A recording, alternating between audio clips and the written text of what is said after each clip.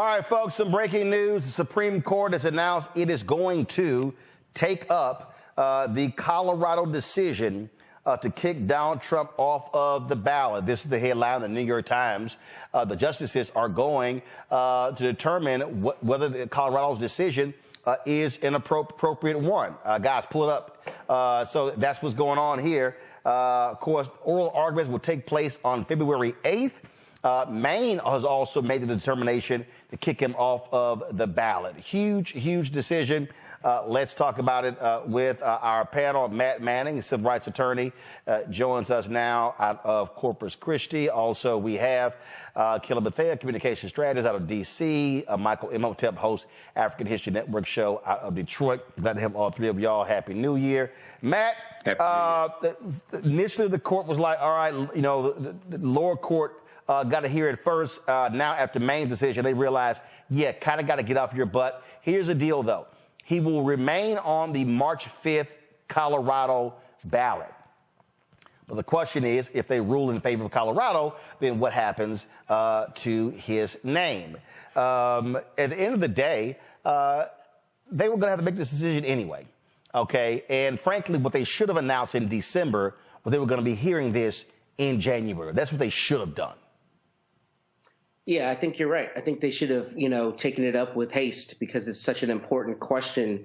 I'm glad that they've taken it up. I was, not sure what they were going to do. And thinking about this legally, what's really interesting about this issue is really whether the Supreme Court has to review the Colorado decision, what's called de novo, or whether they review it for an abuse of discretion. And what that means is when an appellate court is looking at a prior court's decision, sometimes they review it to say, okay, did they make a mistake?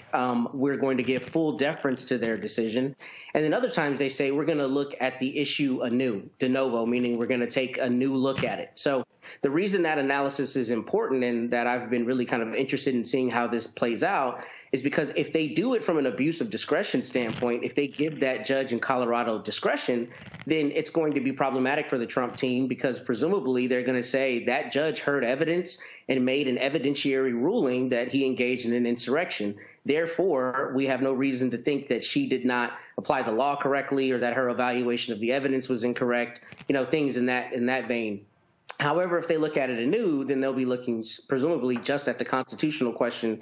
And what I think this comes down to, Roland, is really a question of whether the Constitution requires some kind of legal finding that somebody's engaged in an insurrection or whether it can be a factual finding. If it can be the latter, then I think the Supreme Court will come down on the side of he cannot be on the ballot where a state has determined he's engaged in an insurrection.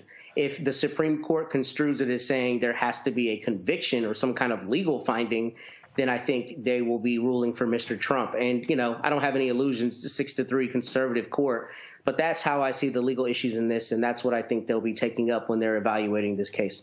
Well, the thing that's interesting here, Kelly, is that these strict constructionists, these people who believe in the literal interpretation of the Constitution, when you read Section 3, doesn't say conviction, doesn't say any of that. It says involvement in an insurrection or you aided and abetted.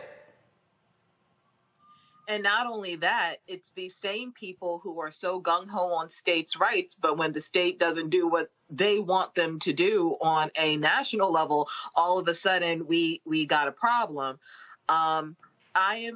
To echo Matt's point, I am glad that they're taking up the case, that Supreme Court is taking this question up. My fear is that even though I feel like it is constitutional for these individual states to do that, my concern is the ramifications of that being Republicans taking that and running with it, meaning they will come the next election.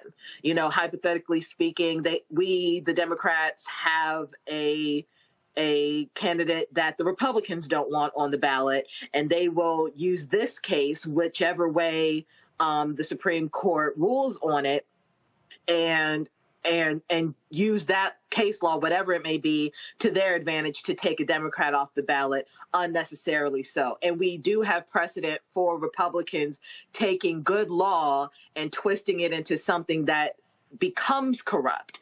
That's my only concern with this. But as far as what I know the 14th Amendment to be and how it's being applied in these individual states, it does seem like it is constitutionally sound.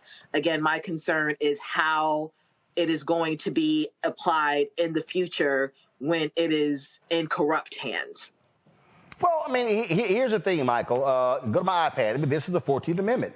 It says it's right. And again, if you actually read it, it lays out, no person, senator, representative, or elector, or a president, vice president. Now, here's the thing that's interesting. So the Trump people are trying to suggest that he's not, and I'll go back to it, trying to suggest that he's not an officer. Okay. Mm-hmm. And they are desperate to create this notion that the president is above and beyond everybody, that you cannot apply any law whatsoever to the president of the United States. What the problem with that logic is that the president is sworn to uphold and protect the Constitution from enemies within and abroad. And so there's this idea that, you somehow are in such a special category that nothing applies to you is absolutely bogus. Yeah, it's absolutely bogus, but this is the hand that the Trump attorneys are dealt with.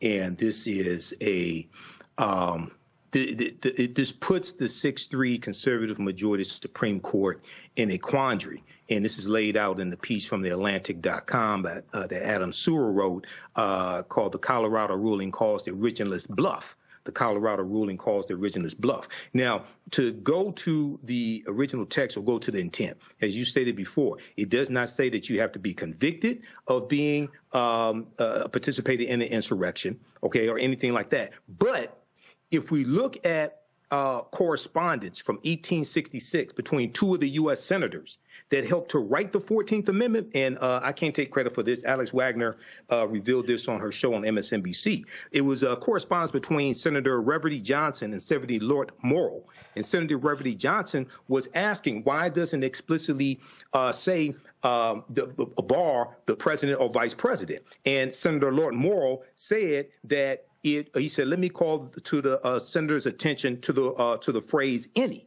OK, and he was saying this also applies to president and vice president. They would be barred from holding office if they participated in an insurrection. So that correspondence will probably come up during the trial, because it's clear this applies to any office if you took an oath to defend the U.S. Constitution. And lastly, the Trump attorneys are saying, well, the oath that the president takes is different than is slightly different than what the House of Representatives takes or the U.S. Senate. It doesn't matter. It applies to any office, period. So he should be barred from being on any ballot in any of the 50 states. That should be the case. We will see what happens. Cannot wait to hear those oral arguments, especially the gymnastics that Clarence Thomas, as well as Sam Alito, is likely going to try to create when they try to get around, especially these so-called these strict constructionists. All right, y'all.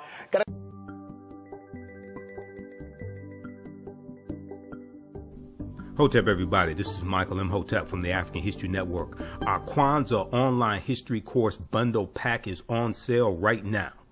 We have a fantastic promotion for you. Get our bundle pack of 2 online history courses that I teach, as well as my 15 lecture downloadable bundle, African History Awakens the African Mind from Mental Death.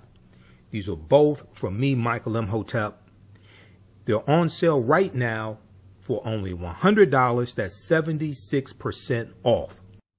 My first online history class is Ancient Kemet, the Moors, and the Maafa, Understanding the Transatlantic Slave Trade, what they didn't teach you in school. Kemet is one of the original names for Egypt. We deal with thousands of years of history and what leads up to the transatlantic slave trade taking place. I do a PowerPoint presentation. We have book references, articles. There's about 100 articles that we cover in the class, over 200 slides that I put together as well. And there are also video clips, including excerpts of interviews I've done with some of our historians and scholars, as well as Runoko Rashidi, Professor James Small, Anthony Browder, Professor Kabahaya Wafa Kamene, and Dr. David Imhotep.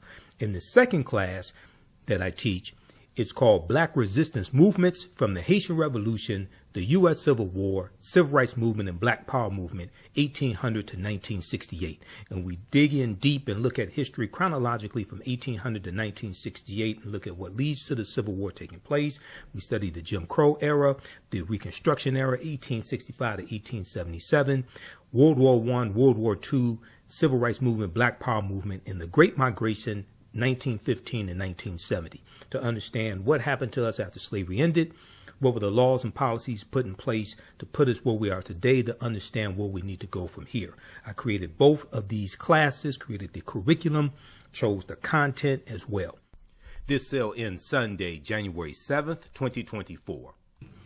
Visit our website, AfricanHistoryNetwork.com, AfricanHistoryNetwork.com. You'll see the promotion at the top of the page. As soon as you register, you can start watching the content. You can join us for our next online class live Sunday, January 7th, 2024 at 2 p.m. Eastern Standard Time. You can watch all of these classes on demand, and even after the course is over with, you don't lose access. Register right now, order right now. Visit our website, AfricanHistoryNetwork.com, AfricanHistoryNetwork.com. This sale ends Sunday, January 7th, 2024. Also, if you'd like to stop for information, you can support the African History Network, $, the AHN Show through Cash App, $, the AHN Show through Cash App, also through PayPal, paypal.me/the AHN Show. This helps us keep doing the research, stay on the air, keep broadcasting, pay some of the bills. All right, we have to get out of here. Remember, right now, it's correct wrong behavior is not over till we win. We're